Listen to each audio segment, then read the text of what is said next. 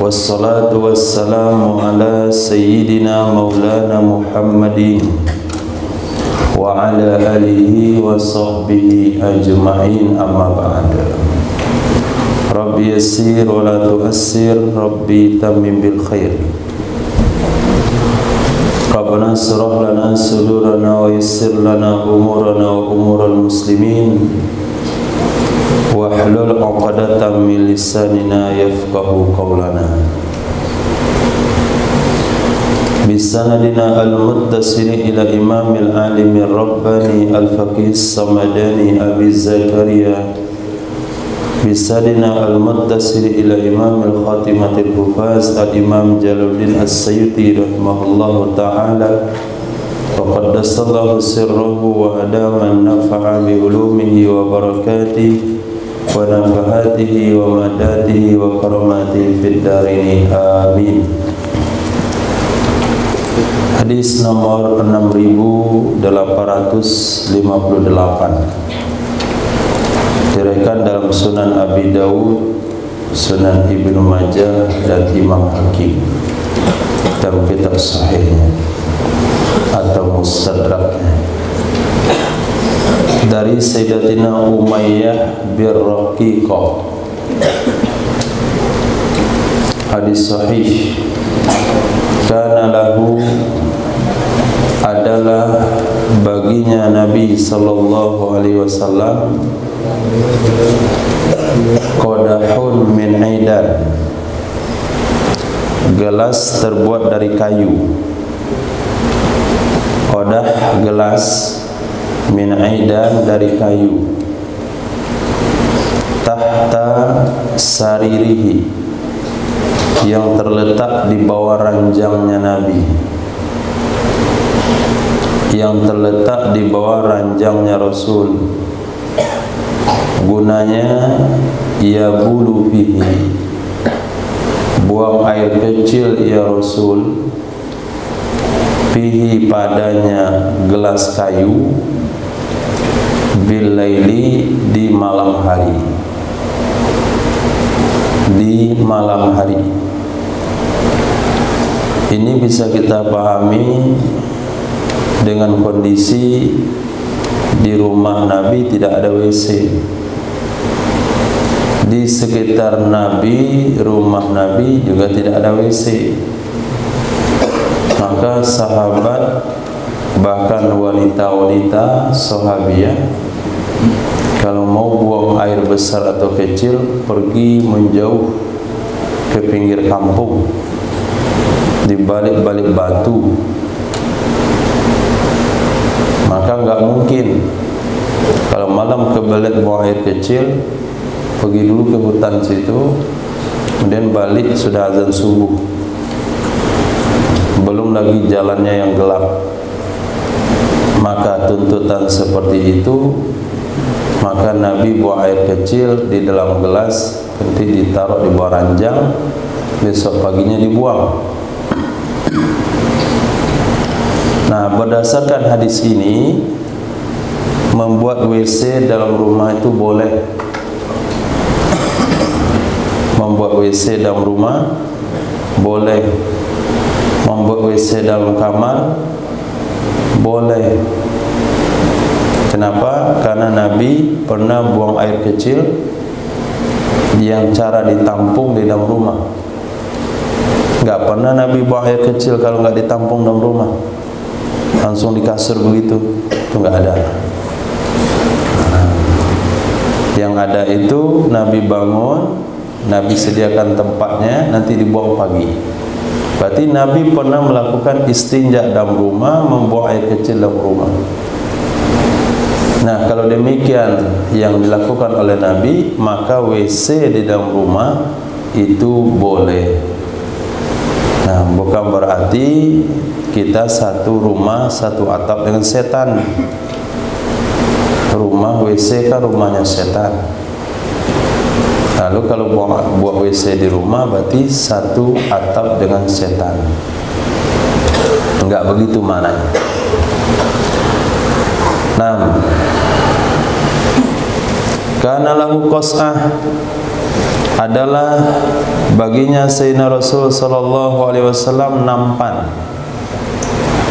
piring besar atau nampan yang diberi nama dengan gharra, yahmiluha arba'atu rijal, membawa akannya nampan oleh 4 orang, membawa akannya nampan oleh 4 orang. 4 orang yang bisa bawanya, seperti yang hadis tadi malam, nampan itu memiliki 4 telinga. Nampan kita bisa dibawa 1 orang, makan bisa 5 orang sampai 6 orang. Maka nampan yang bisa dibawa 2 orang itu sebesar kuali antum itu nggak bisa bawa sendiri, kecuali dengan cara diangkat. Kalau ada isinya itu harus berdua, sebesar kuali yang muat 3 ekor kambing. Nah, kalau 4 orang kira-kira sebesar apa? 2 kali itulah besar nampannya. Kemudian selesai dibakar onta, itu bisa ditidurkan di tengahnya. Lalu makanlah sekeliling ramai-ramai. 1 nampan 20 orang.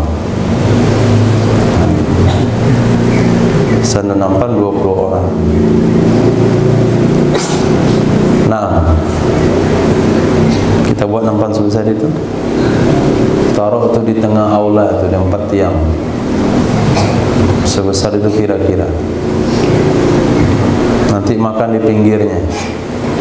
Karena nggak bisa dijangkau yang di tengah, buat lagi 4 orang duduk di tengahnya, dikelilingi oleh makanan. Khair. Ini bukan berarti kalau Nabi punya nampan yang bisa dibawa 4 orang, bisa diisi makan 20 orang, bukan berarti sunnah membuatnya, tidak. Kana lahu maqhulah, adalah baginya Nabi sallallahu alaihi wasallam tempat celah. Maqhulatun, tempat celah. Yaktahilu minha, yang bercelah ya Nabi darinya tempat celah, kulla lailatin, setiap malam, bukan setiap pagi, bukan setiap zuhur, setiap malam mau tidur, itu waktu pakai celah.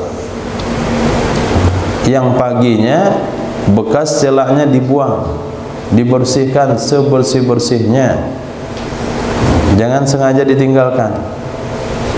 Ini hukumnya tasabbuh bin nisa, menyerupai perempuan. Apalagi kalau dia pakai pagi hari, selepas mandi, mau sabaki, mandi bersih-bersih, kemudian dia pakai celah, kemudian dia senyum-senyum dikit, nah sudah berubah dia, jadi ganteng, jadi cantik. Maka laki-laki celaknya malam, bukan siang. Bagaimana cara pakainya? Salah satu fi hadhihi, 3 kali pada yang ini, yang ini, yang lihat ke kitab, yang ini, kemudian 3 kali pada yang ini. Ini pertama apa? Mata kanan. Ini yang kedua, mata kiri. 3 kali.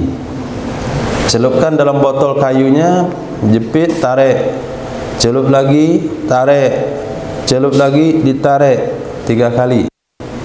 Bukan diratain begitu sampai sehitam-hitamnya. Tidak, 3 kali saja. Maka celak yang disunahkan itu celak bubuk dari batu ismit. Nah, kalau antum pakai setiap malam, nanti tua nggak perlu pakai kacamata. Nah, bulu mata antum akan tebal. Nah, kemudian pandangan antum akan tajam.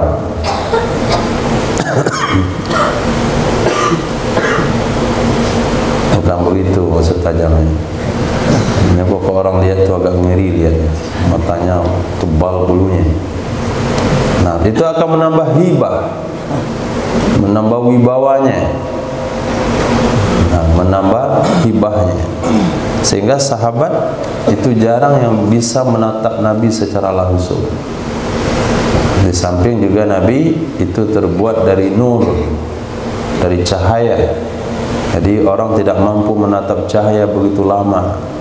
Kalau main lampu itu melihat dengan sudut mata saja begini, karena terbuat dari cahaya. Karena Nabi terbuat dari cahaya, sehingga cahaya kena cahaya, dia tidak meninggalkan bayang-bayang. Sehingga Rasul itu enggak ada bayangnya. Kalau kita di bawah cahaya ada bayangan, tapi kalau cahaya di bawah cahaya itu tidak akan menyisakan bayangan. Kana lahu milhafah,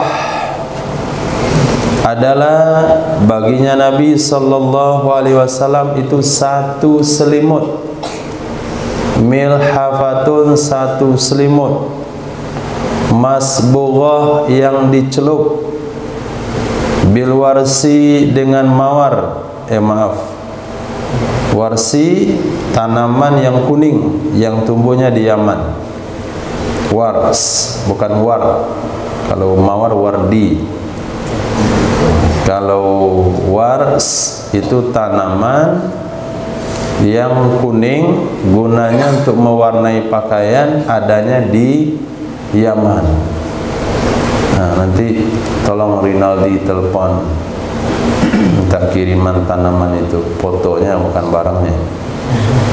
Wars, tanya sama orang Yaman itu, mana yang tanaman wars? Nah, sama di sini. Oh, antum misalnya orang Yaman baca obat-obatan dari Sumatera Barat, situ kumpai misalnya, si tawa, si dingin, baca oleh orang Yaman. Salah satu obat demam adalah untuk membujuk setan supaya keluar dari tubuh orang demam.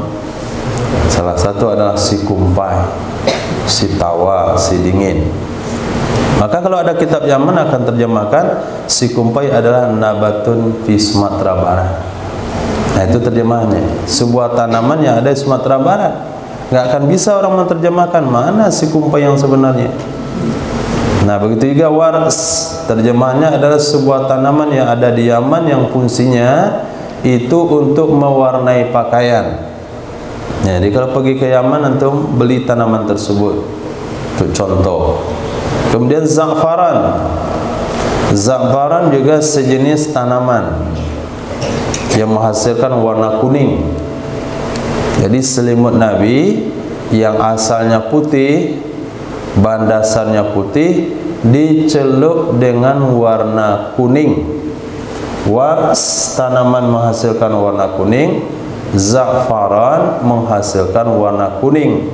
Jadi selimut Nabi warnanya kuning. Siapa yang selimutnya kuning? Itu seperti kitab tuh yang lama itu. Kitab kitab yang antum baca itu. Jangan lihat itu kitab yang di depan antum itu. Nah, itu warnanya za'faran. Model itu warna selimutnya Rasul. Bukan warna kuning kunyit, tapi kuning za'faran. Itu kita sebut warna apa itu? Krimer. Sekarang karena otak orang makan, jadi semua warna jika warna makanan. Nah, jadi warna-warna pun namanya warna makanan, warna buah-buahan. Naam. Yaduru biha, yang berkeliling ia Nabi dengannya membawa selimut ala nisaihi, ketika bermalam di rumah istri-istrinya Nabi, atas istri-istrinya Nabi. Tadi malam di rumah Sayyidah Aisyah itu selimutnya. Pagi ini pindah ke rumah Sayyidah Hafsah, bawa selimut itu. Pergi ke rumah Sayyidah Ummi Salamah, bawa selimut itu. Pergi ke rumah Sayyidah Sofia, selimut yang sama. Jadi Nabi punya selimut satu saja. Di pondok itu selimutnya, nanti pulang ke rumah bawa selimut itu lagi. Waktu libur itu selimutnya, balik ke pondok selimut itu lagi, khurud 20 hari selimut itu lagi. Pergi belajar bahasa Arab bawa selimut itu lagi. Dingin di mobil pakai selimut itu lagi. Pokoknya selimutnya cuma satu. Ini kesederhanaan Rasul sallallahu alaihi wasallam. Selimut antum ada berapa? Di pondok ada, di rumah ada juga, tempat kawan.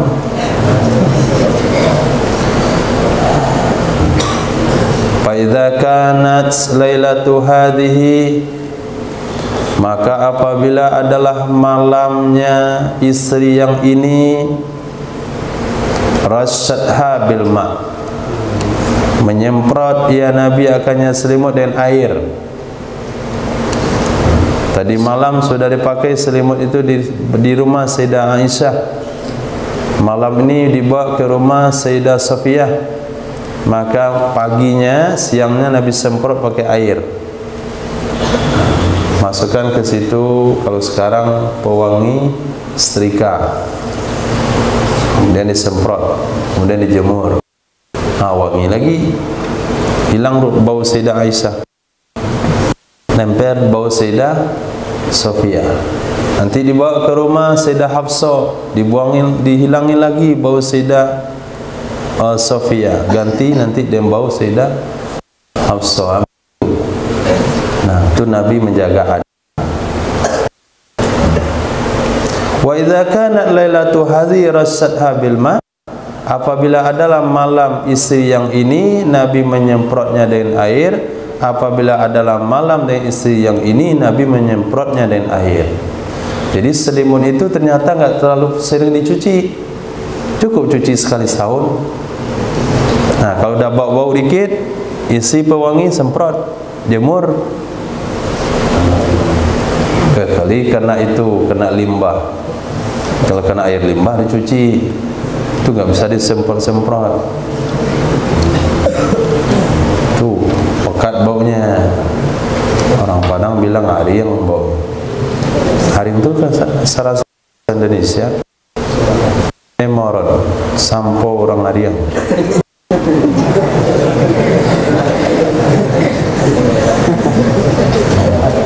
Kayaknya bahasa Indonesia, nggak tahu lah apakah maknanya sama atau beda, nggak tahu. Jadi yang pakai emeran tuh orang yang kencing malam lah.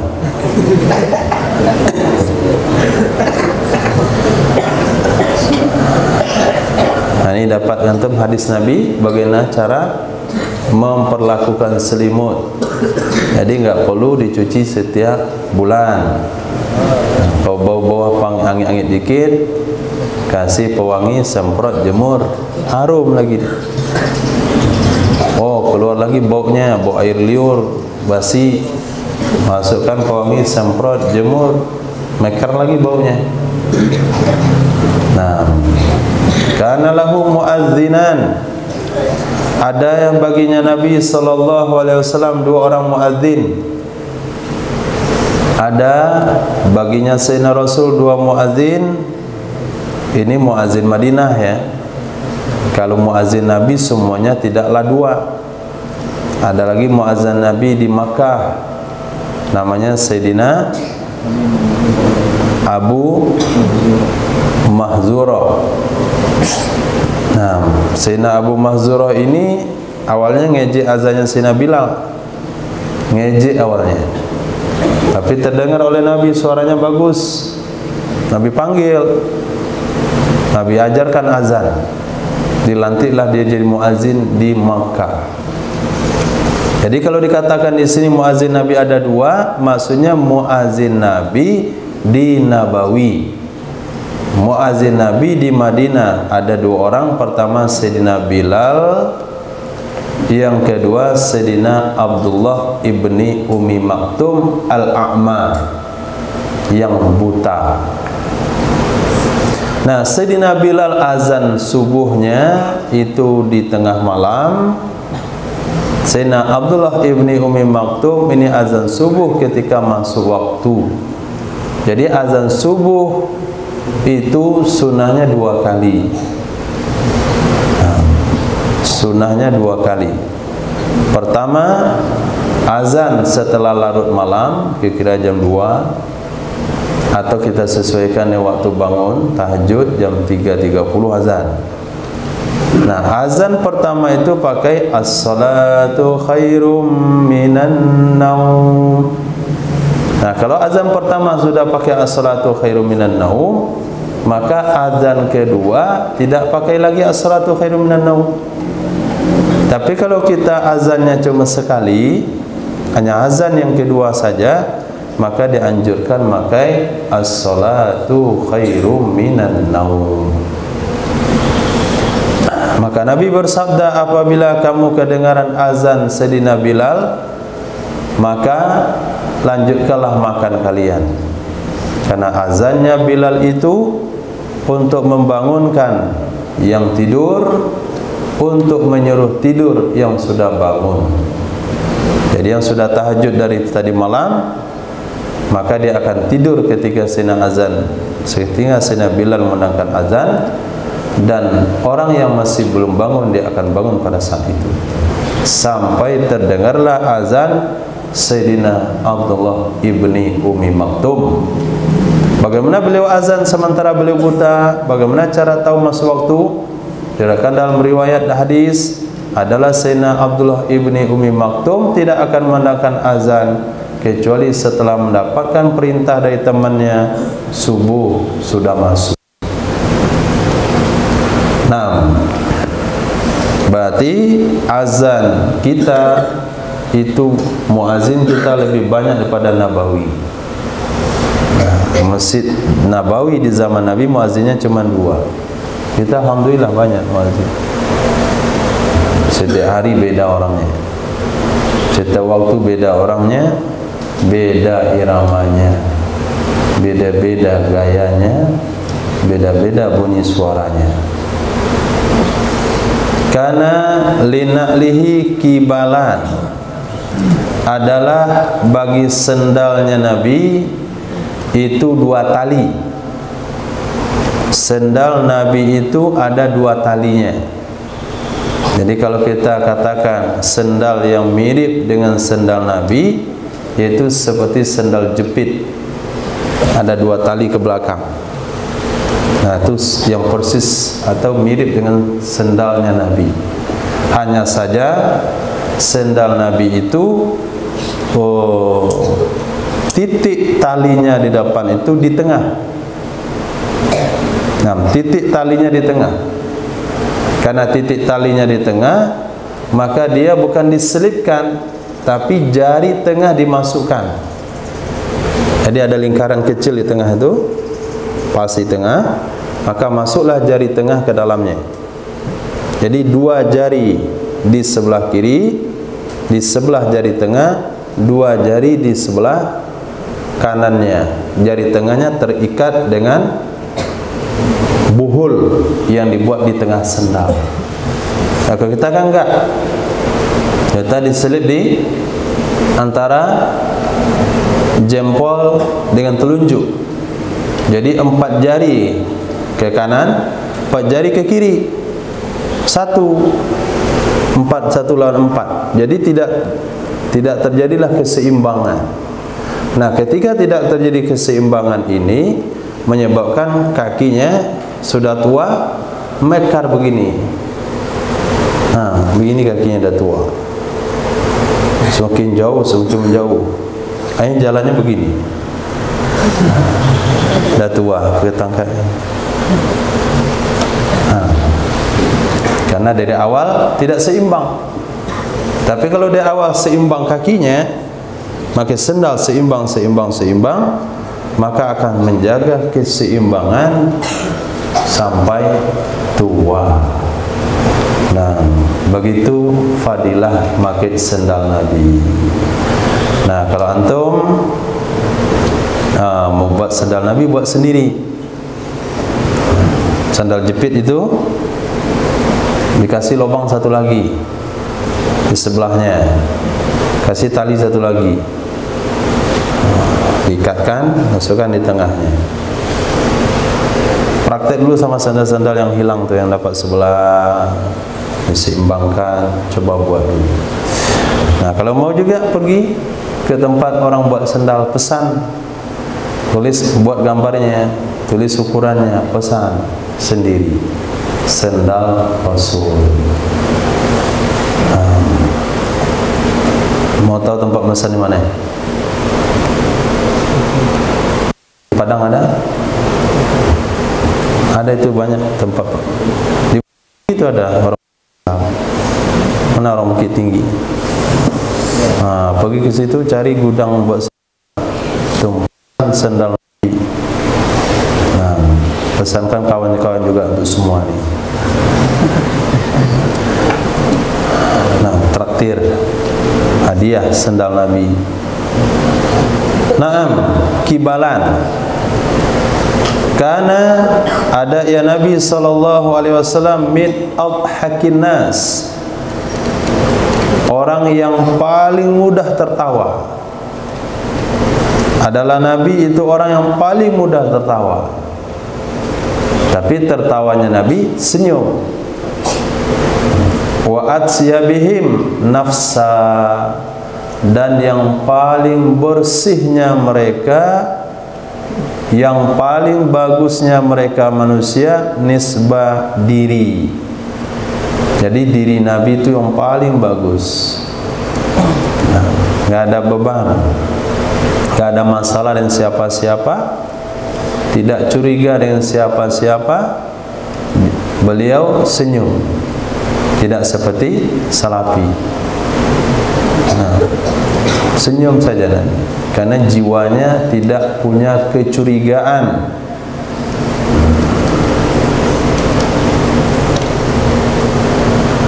Siapa yang ada? Siapa ya? Susah.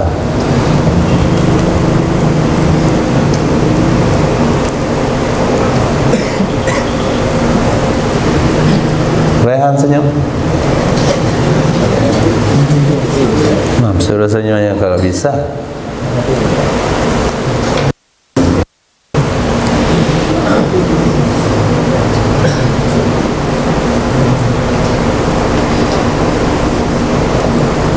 Nah, belajar senyum.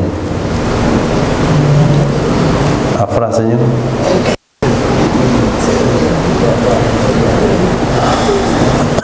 Karena min afkahin nas, ada ya Sayyidina Rasul min afkahin nas, afkahi yang paling bercanda, yang paling bergurau dari kalangan manusia. Nah, hadis ini kontra dengan hadis yang kita baca tadi malam. Nah, hadis tadi malam Nabi itu jarang bergurau, tapi hadisnya sama-sama dhaif, nggak ada masalah. Karena mimma yakul lil khadim, adalah diantara yang Nabi katakan kepada pelayannya adalah alaka hajah, apakah kamu punya keperluan, apakah kamu punya hajat. Ini yang sering Nabi perkatakan kepada pelayannya. Nah, ini yang di rumah ada pembantu, di rumah ada punya karyawan, maka tanyakan ke pembantumu, ke karyawanmu, kamu ada hajat? Kamu ada keperluan? Karena pembantu dan pelayan itu sulit untuk menyampaikan hajatnya. Mikir dulu, apa momen yang tepat, bagus nggak disampaikan sekarang, bisa nggak disampaikan, tersinggung nggak bosnya.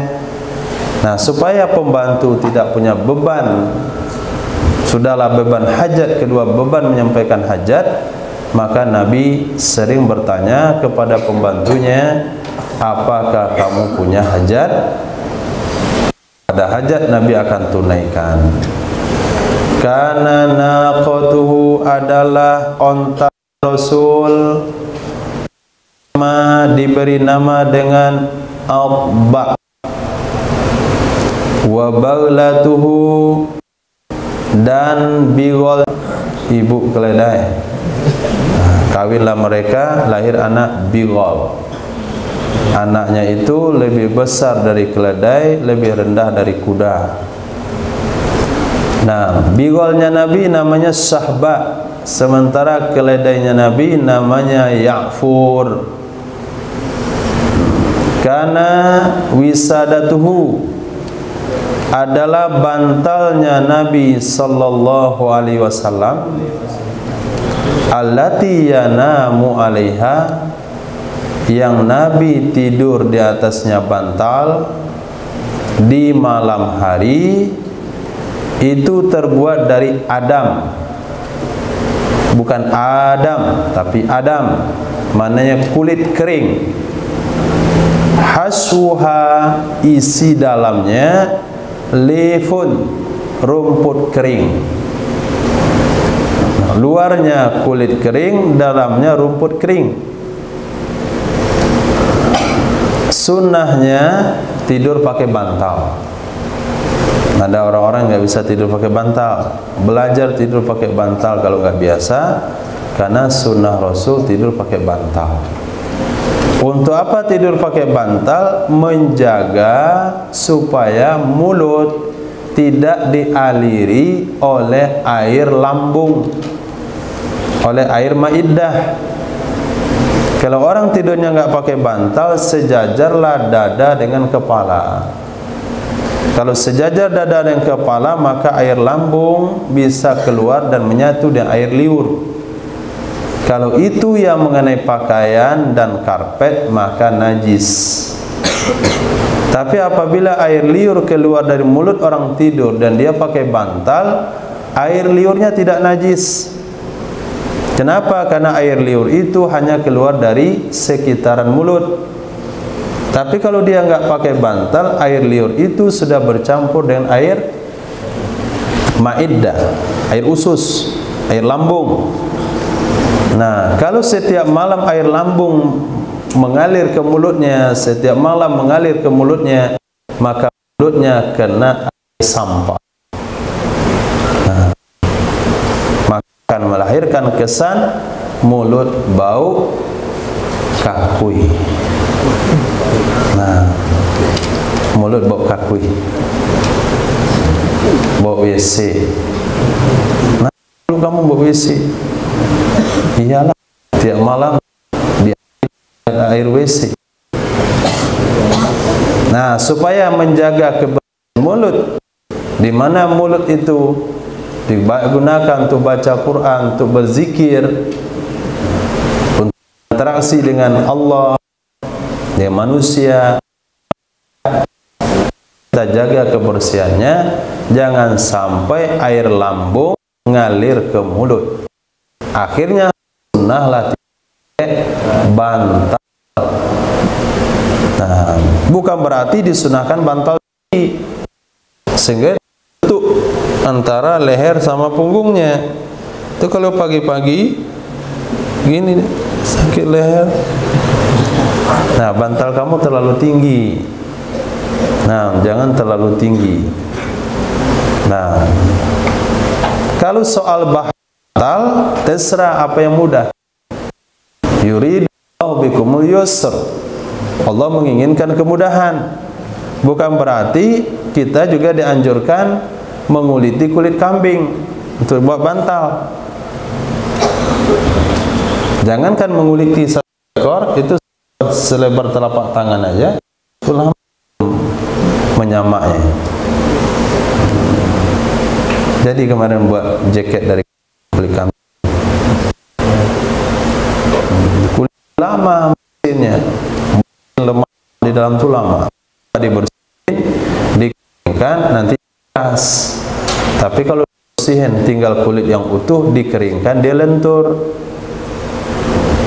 Bukanlah lentur seperti kain biasa, tidak. Nah, kemudian isinya cari ilalang kering atau dijemur. Sudah dijemur, hilang airnya, masukkan ke dalam. Jahit. Sederhana bantal Nabi. Empuk tapi melahirkan bunyinya. Sama dengan bantal yang belum dibuat, bunyi kanan, Yang penting, yang sunnah pakai bantal. Bahannya, materialnya yang mudah. Kalau antum merasa mudah dengan kulit misalnya, isinya daun kering, itu lebih bagus. Saya pernah jumpa bantal orang tua dulu, itu isinya bukan daun ilalang, tapi bunga ilalang. Nah, itu lebih empuk lagi. Bunga ilalang, bunganya. Bunganya itu hampir mirip dengan kapuk kan? Tahu ilalang? Astagfirullah. Apa yang saya ngomong sama orang nggak tahu? Donat, tahu donat? Tahu deh. Nah, kalau gitu isi bantal antum dan donat. Susah lah hidup sama orang yang nggak pernah nginjak tanah. 6. Hadis berikutnya, karena adalah Nabi sallallahu alaihi wasallam la ya'khudhu bil qarfi, tidak mengambil tindakan ia Nabi dengan qarf. Qarf itu maknanya curiga. Nabi tidak mengambil tindakan dengan dasar kecurigaan. Wala yaqbalu qaula ahadin ala ahadin. Nabi tidak menerima perkataan seseorang yang menghakimi orang lain, perkataan seseorang yang merugikan orang lain, kecuali kalau ada saksi. Misalnya Habil datang melapor, lapor Pak Ustaz, saya dipukul Husain. Nggak bisa diterima. Mana buktinya antum dipukul Husain? Oh, ada saksinya. Satu, Hafiz Pariaman. Kedua, Budiman. Nah, sama-sama man. Baru diadili. Tapi kalau hanya melapor, ada ucapan seseorang, saya di ini, saya begitu, saya diinin, saya begituin, tidak boleh langsung diambil tindakan. Rasul tidak akan menerima ucapan tersebut kalau tanpa bukti. Kenapa? Tidak boleh memutuskan satu kebijakan dengan dasar curiga. Nah, dasar kecurigaan. Karena adalah Sayyidina Rasul sallallahu alaihi wasallam la yu'azzanu lahu fil idain, tidak dikumandangkan azan untuknya Nabi pada salat 2 hari raya. Tidak dikumandangkan azan baginya Nabi sallallahu alaihi wasallam pada salat 2 hari raya. Apa azan yang dimaksudkan di sini? Azan seperti azan 5 waktu. Maka sepakat para ulama mengatakan tidak disunahkan mengadakan azan kecuali hanya untuk solat wajib saja, baik solat wajib tunai maupun solat wajib qadha. Tidak disunahkan azan bagi selain solat wajib. Angkat kepala. Tidak disunahkan azan bagi selain salat wajib. Hadis ini dibaca oleh Salafi. Nah, setelah dibaca hadis ini dipahami sendiri. Ketika dipahami sendiri, ketika salat Idul Fitri dan salat Idul Adha, salat istisqa, salat jamaah, tarawih dan yang lainnya, itu tidak ada pengumuman sama sekali. Langsung aja imamnya Allahu Akbar, jamaahnya belum rapi, jamaahnya belum lurus. Walaupun tidak ada azan, tapi ada pengganti azan yang Nabi perintahkan. Apa itu? As-salatu jami'ah, as-salatu jami'ah. Itu dah orang dah siap-siap menentukan sejadah. As-salatu jami'ah, Orang dah melurkan suaf. Li'idil fitri rahimakumullah.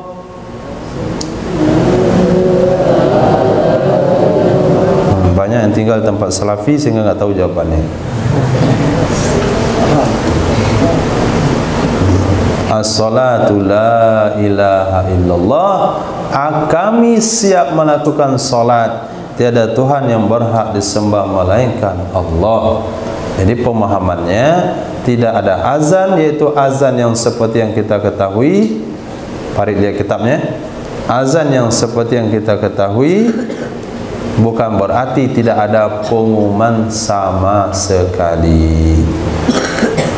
Begitu juga salat witir. As-salatu jami'ah, as-salatu jami'ah lil witri rahimakumullah. Lil witri rahima enggak panjang hinya. Rahimakumullah.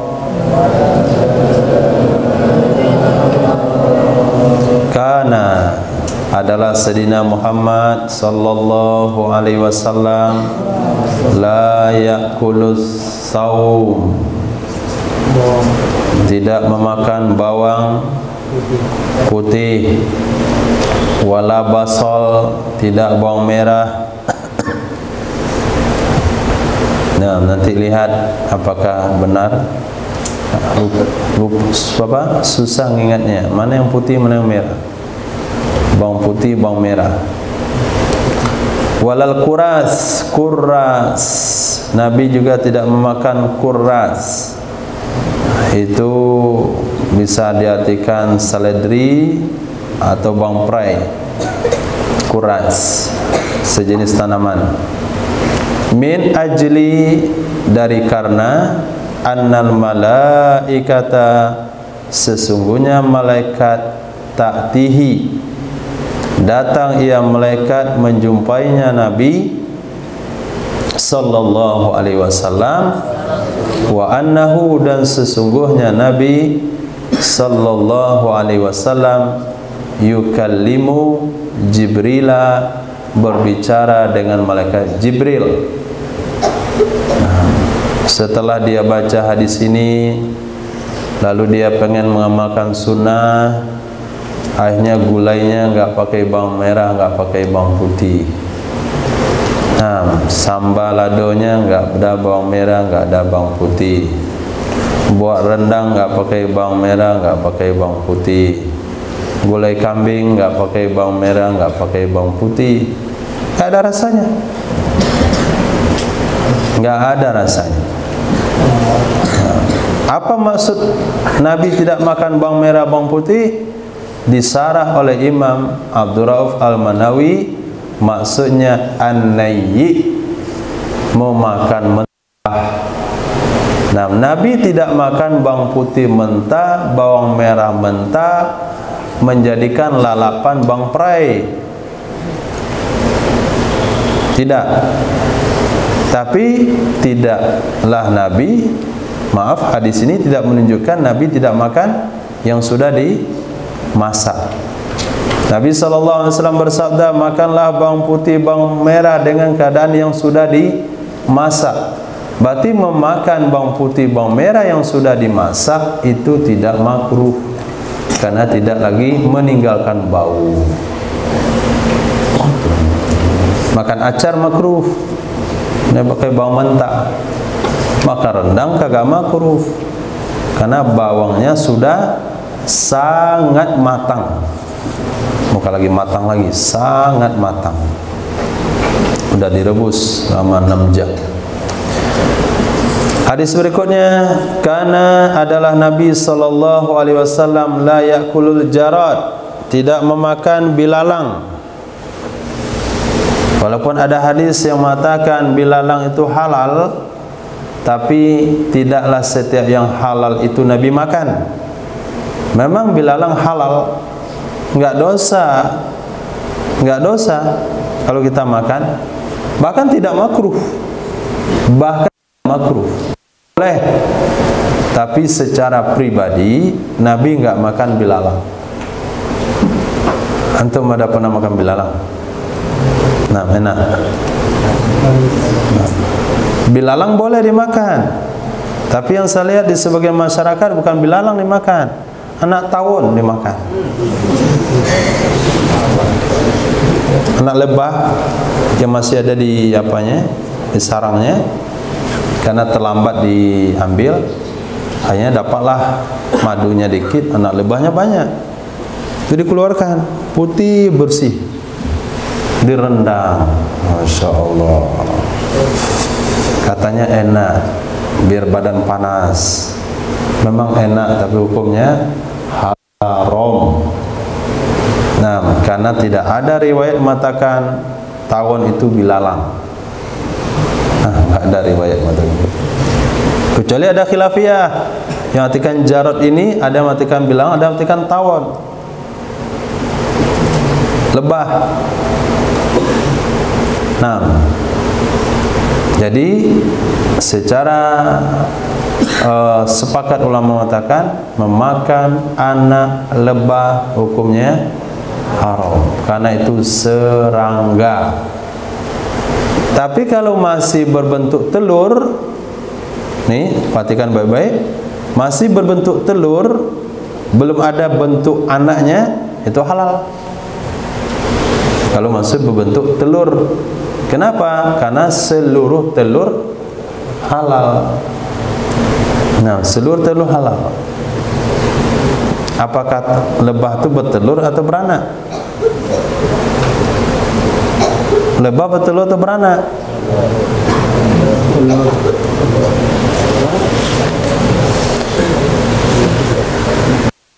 Katakanlah bertelur. Kalau beranak kapan dia melahirkan? Yang jelas dia menetas. Naam, wala kulwatain. Nabi juga tidak memakan kulwatain. Nah, kulwatain coba lihat di kamus. Kulwatain. Wala dabba. Nabi juga tidak memakan biawak. Nah, dabba di sini adalah biawak gunung, bukan biawak yang di rawa-rawa. Itu biawak yang ada di rawa-rawa haram hukumnya dimakan. Yang halal itu biawak yang tinggal, yang hidup di padang pasir. Orang bahasa hari ini itu kan biawak, tapi kadal gurun. Nah, terjemahannya adalah kadal gurun, singkatannya kadrun. Nah, bahasa kadrun ini ada bahasa hakiki, ada bahasa majazi. Bahasa hakikinya antum pergi ke padang pasir situ, lihat dia nggak terlalu besar, cuman seperti biawak, seperti tokek lagi. Ada bahasa banyaknya di Indonesia. Nah, mereka bilang itu kadrun, itu hinaan, bahasa hinaan untuk orang-orang yang fanatik dengan Islam. Nah, lawannya cebong. Kalau ada tuh atraksi berlawanan, kadrun lawan cebong. Dia bilang kamu kadrun, enggak, kamu cebong. Cebong itu anak kodok. Nah, kepala kecil, ekor kecil, perut besar.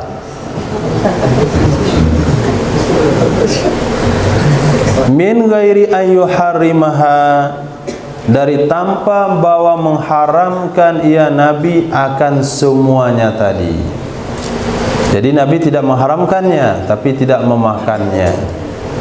Jadi boleh saja kita tidak nyukai makanan walaupun makanan itu halal, karena tidak cocok dengan selera. Nah, itu bukan mengharamkan, tapi mengharamkan nggak boleh. Kita nggak suka, kita katakan haram, nggak boleh. Menghalalkan yang haram, mengharamkan yang halal, hukumnya dosa besar, dan itu menyebabkan seseorang jadi murtad. Nah, apa arti karwatain?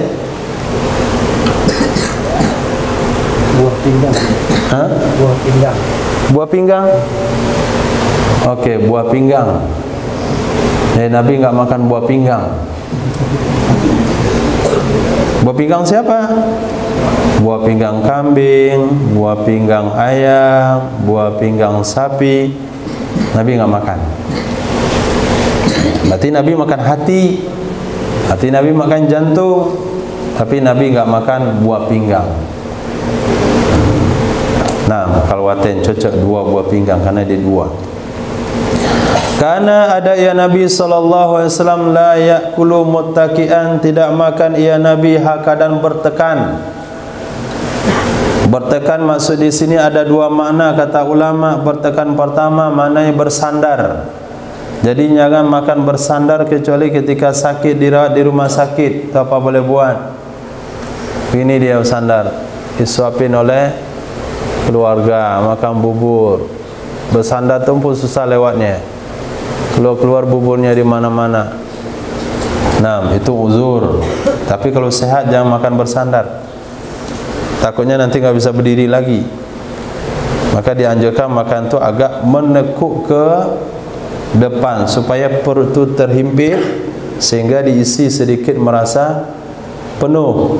Tapi kalau dah bersandar begini, perutnya lurus begitu. Diisi enggak penuh-penuh.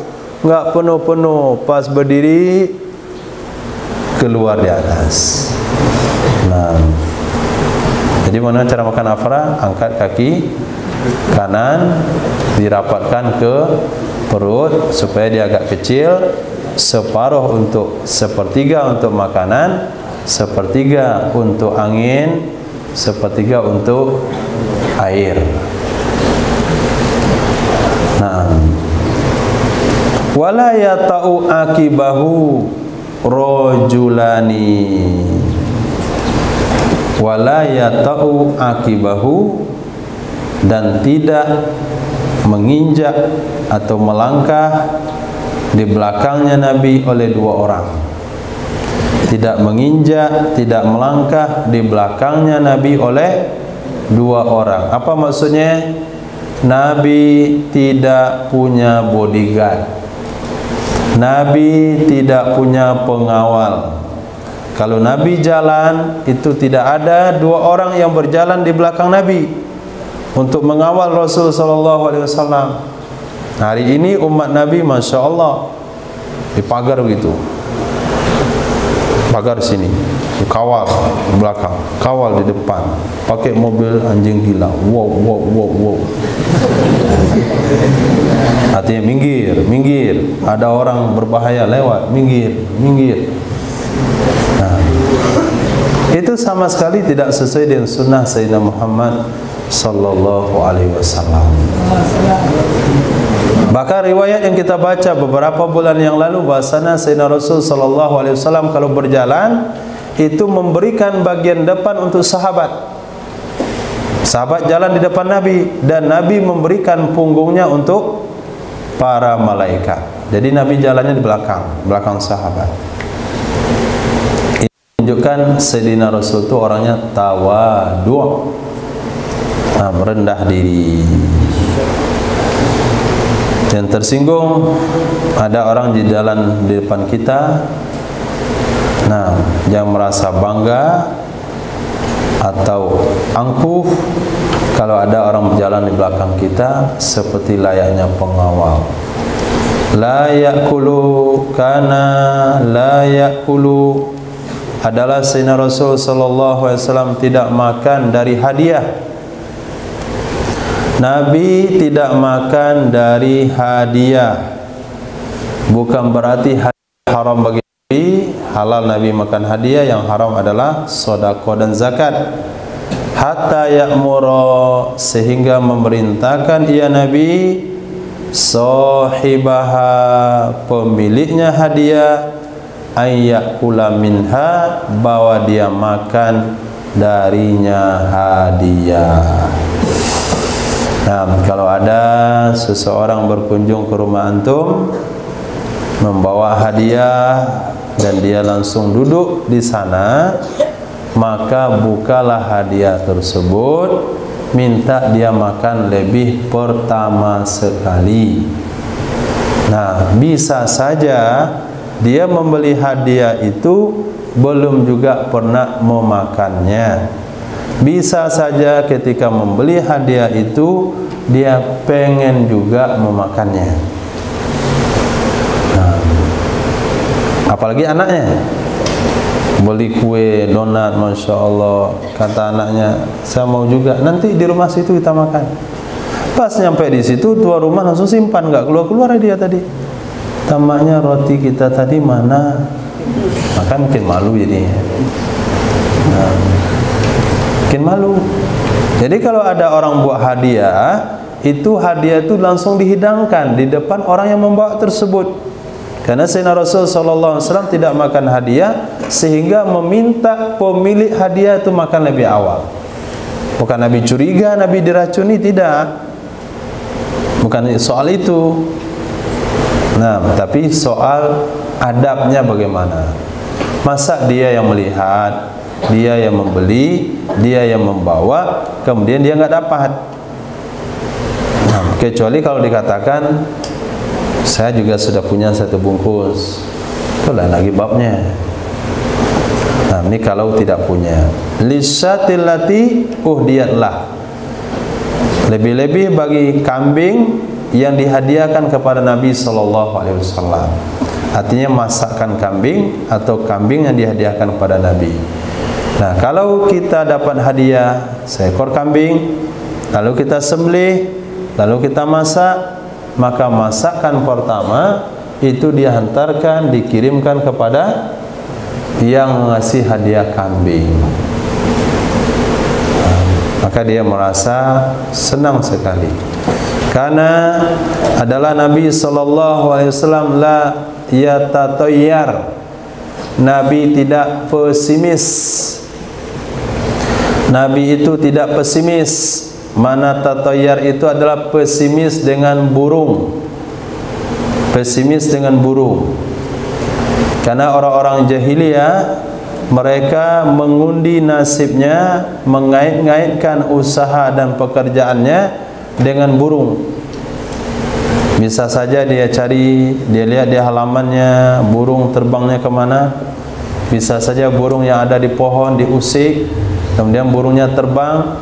Kalau terbang ke kanan, berarti menunjukkan ini positif, ini bagus. Maka dia akan melanjutkan perjalanan atau usahanya. Kalau terbang ke kiri, itu langsung putar balik, langsung nggak jadi berangkat. Kenapa nggak jadi berangkat? Hari ini rugi. Di mana kamu tahu rugi? Tadi saya sudah goyang sarung burung, burungnya terbangnya ke kiri. Nabi tidak boleh berbuat begitu. Nabi tidak pernah pesimis. Dalam waktu yang sama, Nabi yatafa'al. Apa itu yatafa'al? Badalan tafa'ala, yatafa'alu, tafa'ulan. Hah? Belum pernah kalimat itu. Nah, tafa'ul maknanya optimis. Nah, tafa'ul maknanya berbuat, berdoa, berharap dengan keadaan yang ada. Nah, datang satu orang sahabat, Nabi bertanya, min aina jita, min qabilatin anta, kamu dari suku mana? Saya dari Bani Ghifar. Banil Ghifar. Ghafara yaghfiru, bukan Ghufran tapi Ghifar. Nah, artinya keampunan. Mananya dia banyak-banyak dimaafin. Jadi keampunan. Maka Nabi katakan ghafarallahu lana, semoga Allah ampuni kami dengan kehadirannya si Bani Ghifar. Siapa nama antum? Sahal. Sahal artinya mudah. Sahalallahu lana. Allah berikan kemudahan kepada kita. Itu namanya tafa'ul. Antum beli mobil bekas 7 30. Itu pilih yang mana? Pilih yang nomornya naik. Nah, yang nomornya besar ke ujung. Kenapa? Tafaul. Mudah-mudahan usahanya seperti itu. Nah, kemarin untung 3 miliar, nanti 9 miliar. Nah, bisa-bisa politiknya begitu, kesehatannya begitu, kekayaannya begitu. Nah, itu namanya tafaul. Nah, selepas itu dibelilah mobil yang itu. Betul, naik usahanya. Selepas itu dia katakan gara-gara plat nomor ini saya kaya. Syiriklah dia. Nah, bisa dibedakan syirik dan tafaul. Tafaul memanfaatkan kondisi yang baik untuk niat yang baik, itu tafaul. Yakin sesuatu yang baik datang karena sebuah benda, itu namanya syirik. Nah, salafi sama saja dia, nggak ada bedanya itu. Nah, itu yang susah kita kasih tahu dia. Syirik itu percaya sama plat nomor, enggak percaya saya. Saya yakin itu semua dari Allah. Cuman karena saya pilih ini, mudah-mudahan ini mengandung doa naik angka sebagaimana naiknya angka plat nomor ini, naik pula lah rezeki dan usaha saya. Dan tidak boleh pesimis. Gara-gara dia dengar hadis seperti ini, Nabi suka tafaul, pulang ke rumah dia lihat plat nomor motornya semakin kecil ke ujung. Oh, ini yang bikin saya bangkrut nih. Syirik lagi. Akhirnya dijual motor tersebut, namanya pesimis. Kalau sudah ada motornya biarkan saja, karena plat nomor itu nggak ada urusannya rezeki. Tapi kalau ketika mau memilih, kita pilih yang nomornya naik ke bagian yang besar, kita berdoa di sana, itu disebut dengan tafaul.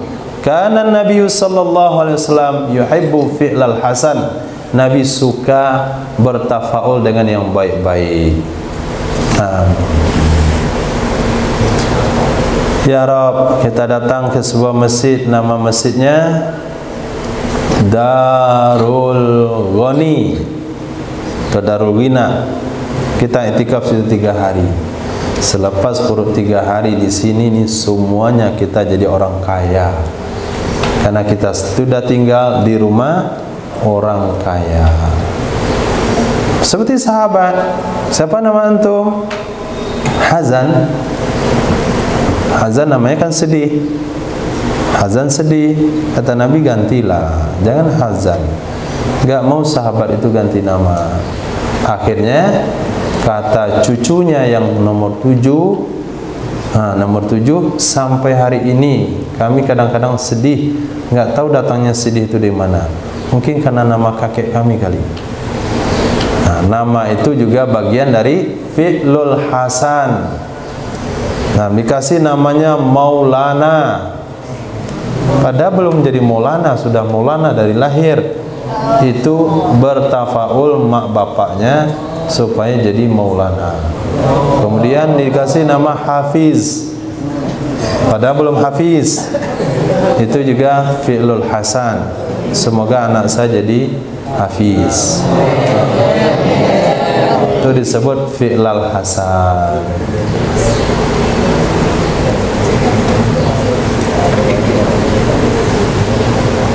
Dobit,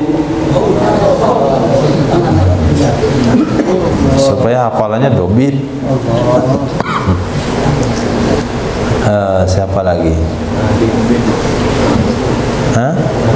Abid. Maka di Sopotama sering nih. Abid, ahli ibadah. Mansur. Di mana-mana sering dapat traktiran. Mansur namanya, ditolong melulu. Ini angkot gratis, makan gratis, tidur gratis, baju gratis. Mansur.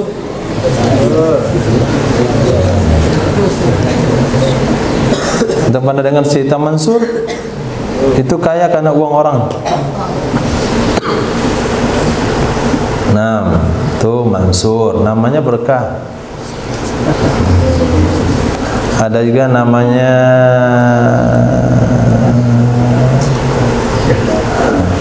nggak ada lagi.